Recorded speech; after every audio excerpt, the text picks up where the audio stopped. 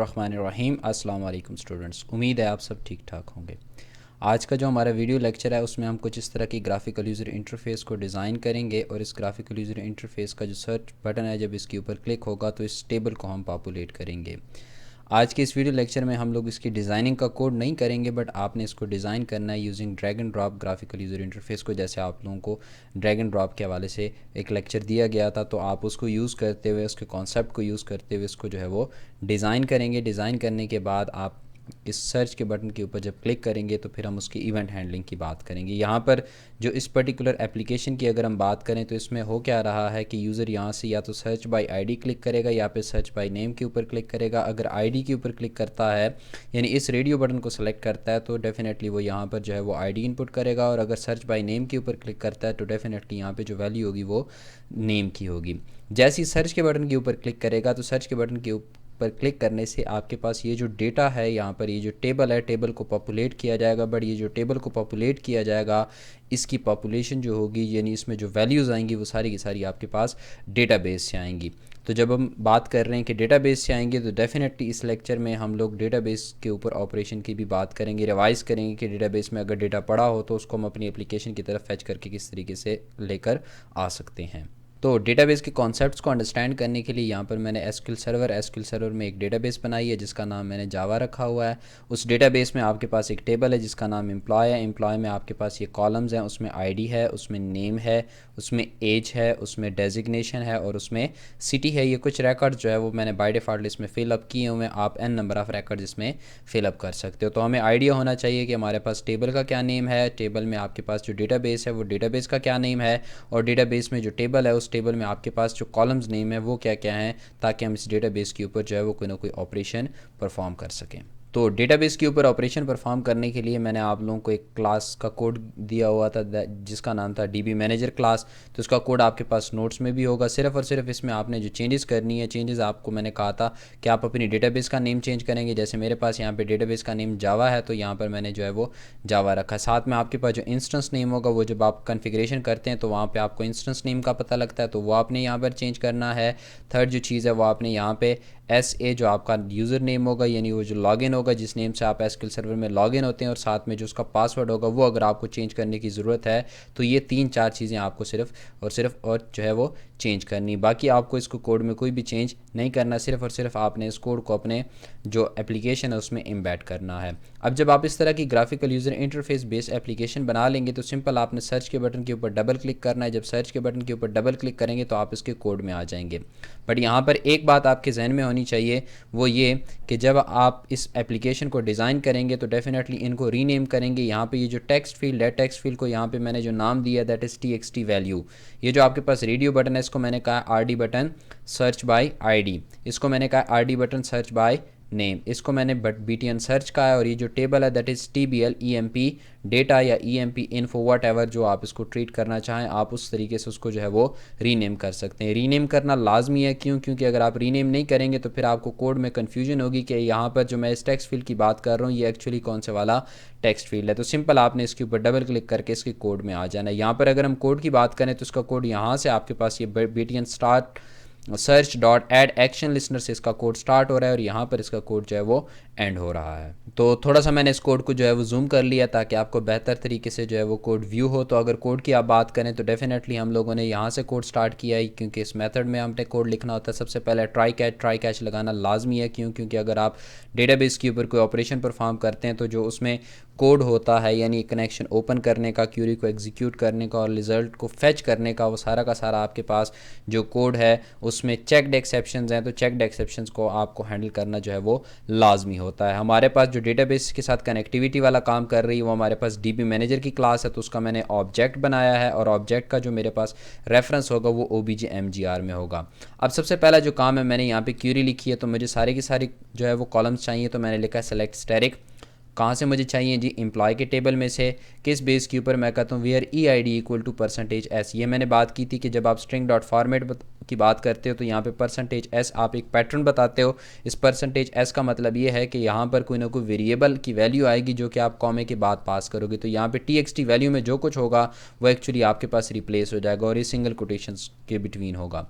अब हम चेक कर रहे हैं कि अगर आपका सर्च बाय नेम वाला रेडियो बटन सेलेक्टेड है तो फिर तो इस क्यूरी को चेंज करो, बट अगर सर्च बाय नेम वाला रेडियो बटन जो है वो सेलेक्टेड नहीं है तो इसका मतलब है कौन से वाला सेलेक्टेड होगा, सर्च बाय आईडी वाला। क्यों? क्योंकि हमारे पास दो ही रेडियो बटन्स हैं तो दो ही पॉसिबिलिटीज़ हैं, दोनों में से कोई एक जो है वो सेलेक्ट होगा।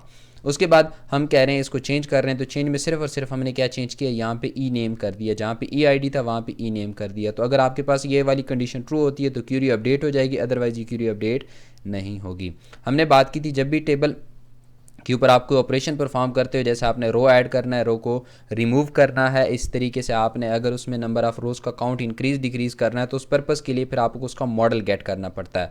तो हमने बात की थी इसके दो मॉडल्स होते हैं। नॉर्मली जो बाय डिफ़ॉल्ट इसके साथ मॉडल होता है that is called table model. Table model में आप कुछ चीज़ चेंजेस नहीं कर सकते, यानी आप उसमें रो नहीं ऐड कर सकते, आप उसमें रो रिमूव नहीं कर सकते। तो उस पर्पज़ के लिए फिर हम उसको कास्ट करना पड़ता है डिफ़ॉल्ट टेबल मॉडल में। तो ये जो रिटर्न करेगा ये ऑब्जेक्ट रिटर्न करेगा टेबल मॉडल का। तो ये जो आपके पास ब्रैकेट्स लगी हुई हैं, ये जो इंस्ट्रक्शन लिखी हुई है इसको एक्चुअली कन्वर्ट करेगी into default table model object और इस मॉडल में आ जाएगा। अब इस मॉडल में सबसे पहला काम हमने क्या किया है कि आप इसका रो काउंट 0 कर दो। क्यों? क्योंकि जब भी बटन के ऊपर क्लिक होगा तो पॉसिबिलिटी है इससे पहले 2-3 दफ़ा बटन के ऊपर क्लिक हुआ हो, तो ऑलरेडी टेबल में कोई डेटा होगा, तो जब भी बटन के ऊपर क्लिक होगा सबसे पहले हम प्रीवियस डेटा जो है वो क्लियर करेंगे। तो क्लियर करने के लिए हम क्या करेंगे, मॉडल में जो रो काउंट है वो 0 कर दो। 0 का मतलब है कोई भी रो आपको डिस्प्ले नहीं होगी। उसके बाद OBJ_MGR जो हमने रेफरेंस है हमारे पास DB मैनेजर के ऑब्जेक्ट का, उसके थ्रू हमने मेथड कॉल किया सेलेक्ट का और उसको क्यूरी पास किया। कौन सी क्यूरी? ये वाली क्यूरी जिसमें या तो आपके पास select static from employ where E I D equal to this, या फिर आपके पास क्यूरी होगी select static from employ where E name equal to this. तो आपके पास जो रिजल्ट आएगा उस रिजल्ट को रेफर करेगा आपके पास ये RSOBJ। अब इसमें से एक एक रो फैच करनी है तो RSOBJ.next नेक्स्ट का आपको आइडिया है कि ये रिटर्न करता है ट्रू अगर ये एक रो फैच करके लेकर आता है, और रिटर्न करेगा फॉल्स अगर इसको कोई रो जो है वो नहीं मिलेगी। इस तरीके से अगर रो फैच होकर आ जाती है तो अब उस रो में डेटा होगा, मुख्तलिफ किस्म की वैल्यूज़ होंगी, तो हम इस RSOBJ के थ्रू वो डेटा गेट करेंगे। तो आपके पास जो कॉलम्स हैं टेबल में से जब फैच होकर आते हैं तो रिजल्ट सेट जो है उनको स्टोर करता है 1 इंडेक्स के ऊपर, यानी यहाँ पे जो इंडेक्सिंग है वो 0 से नहीं स्टार्ट होगी, 1 से स्टार्ट होगी। तो पहले आपके पास जो वैल्यू थी, जो कॉलम था वो आईडी का था, तो आईडी आपके पास कौन से इंडेक्स पर होगा, 1 इंडेक्स के ऊपर। दूसरे कॉलम आपके पास नेम था तो वो 2 इंडेक्स के ऊपर होगा। 3 इंडेक्स के ऊपर आपके पास एज होगा। 4th इंडेक्स के ऊपर आपके पास सिटी होगा, और 5 इंडेक्स के ऊपर आपके पास जो है वो डेजिग्नेशन 4th के ऊपर आपके पास डेजिग्नेशन होगा, और 5 के ऊपर आपके पास जो है वो सिटी होगा। अब जब टेबल में आप एक रो ऐड करते हैं तो टेबल में रो जो है वो ऐड होती है, वो एक 1 डायमेंशनल एरे होती है। तो आपके पास डेटा जो है हम कहते हैं स्ट्रिंग टाइप की एरे बनाओ। स्ट्रिंग टाइप के एरे में ये सारी की सारी वैल्यूज़ जो हैं वो हमने कॉमा सेपरेटेड रखती हैं ताकि ये एक रो के तौर पर जो है वो बिहेव करे। तो नॉर्मली जो एक रो होती है वो आपके पास 1 डायमेंशनल एरे होती है। उसके बाद सिंपल हम क्या कर रहे हैं, इस मॉडल के थ्रू हम ऐड रो का मेथड कॉल कर रहे हैं और उसको वो 1 डायमेंशनल एरे पास कर रहे हैं ताकि वो टेबल में उसको क्या कर दे, ऐड कर दे। जैसे ही आपका फॉर लूप यहाँ पे वाइल लूप आपका कंप्लीट होगा, इट मीन्स जितनी भी रो उसने फैच करके लाई होंगी वो ले आया होगा। उसके बाद हम सिंपल क्या करेंगे, ये जो RSOBJ का रेफरेंस है जो रिजल्ट सेट के पास है वो आपका क्या कर लेंगे, रिजल्ट सेट की तरफ जो रेफरेंस है हमारे पास वो हम क्या कर देंगे, क्लोज कर देंगे, ताकि अगर हम दोबारा कोई कनेक्शन ओरिएंट करते हैं, कनेक्शन एस्टेब्लिश करते हैं और डेटाबेस में से डेटा रीड करने की बात करते हैं तो वो ये ना कहे कि ऑलरेडी आपका एक कनेक्शन जो है वो ओपन है, ऑलरेडी आपका रिजल्ट सेट जो है वो किसी रिजल्ट सेट को रेफर कर रहा है, तो पहले उसको क्लोज करें। तो उसको क्लोज करना मस्ट है। इसी तरीके से अगर एक्सेप्शन आती है तो एक्सेप्शन से कैच में आएगा। कैच में हम लोगों ने सिंपल जी ऑप्शन पेन डिस्प्ले करवाया हुआ है। जी ऑप्शन पेन का मतलब है एक मैसेज डायलॉग। तो उसमें सबसे पहले हम कॉन्टेक्स्ट पास करते हैं। तो हमारे पास ये जो क्लास है, क्लास का नेम है जे टेबल ऐप और साथ डॉट दिस का मतलब है इसी क्लास के ऊपर आपने या इसी फ्रेम के ऊपर डिस्प्ले होना है। और ex.to स्ट्रिंग में आपको वो मैसेज नज़र आएगा जिस मैसेज में आपके पास इंफॉर्मेशन होगी कि एक्चुअली आपके जो कोड है, जब कोड एग्जीक्यूट हुआ तो एग्जीक्यूशन में अगर कोई एक्सेप्शन आई, कोई प्रॉब्लम आई तो उसका क्या रीज़न है, तो उससे रेलिवेंट कोई ना कोई मैसेज आपको जो है वो डिस्प्ले किया जाएगा।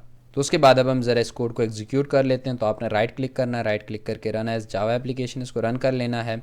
तो जब जावा एप्लीकेशन के तौर पे इसको रन करेंगे तो सर्च बाय आईडी मैं कहता हूँ मेरे पास एक आईडी है 101। तो सर्च के बटन के ऊपर क्लिक किया तो आपके पास यहाँ पे इन्फॉर्मेशन डिस्प्ले होना होगी। जो 101 आपके पास अली है, 35 उसकी एज है, डेजिग्नेशन प्रोफेसर है, इस्लामाबाद सिटी में रह रहा है।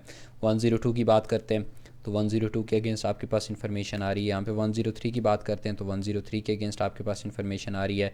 अब मैं यहाँ पे कहता हूँ अली, तो अली के ऊपर क्लिक किया, सर्च बाय आईडी है, तो यहाँ पे आपके पास जो है वो कन्वर्जन फेल हो रही है कि जो अली है उसको एक्चुअली इंटीजर में पास नहीं किया जा रहा। तो ये एक्सेप्शन आ गई। क्यों? क्योंकि आपके पास जो आईडी है, आईडी की डेटा टाइप इंट है, तो उसके साथ कंपैरिजन उसका नहीं हो पा रहा। तो उसकी बात कहते हैं search by name. Search by name के ऊपर क्लिक करते हैं तो अली है, उसने फैच कर दिया। इस तरीके से मैं यहाँ पे बात करता हूँ फैसल, तो मैं कहता हूँ फैसल, फैसल के ऊपर सर्च किया तो यहाँ पे आपके पास जो रिकॉर्ड है वो फैसल का डिस्प्ले होना स्टार्ट हो गया।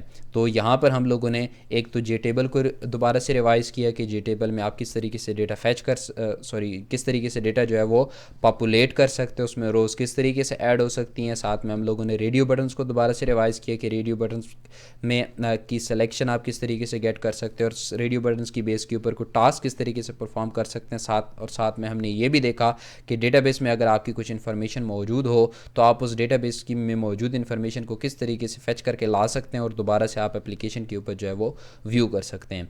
तो होप्स हो ये जो हमने एग्जांपल की है ये आपको आपके पेपर में डेफिनेटली जो है वो हेल्प आउट करेगी। तो आपकी प्रिपरेशन में ये डेफिनेटली आपके लिए जो है वो हेल्पफुल होगी। तो उम्मीद है ये बातें आपको जो है वो अंडरस्टैंड हो गई होंगी।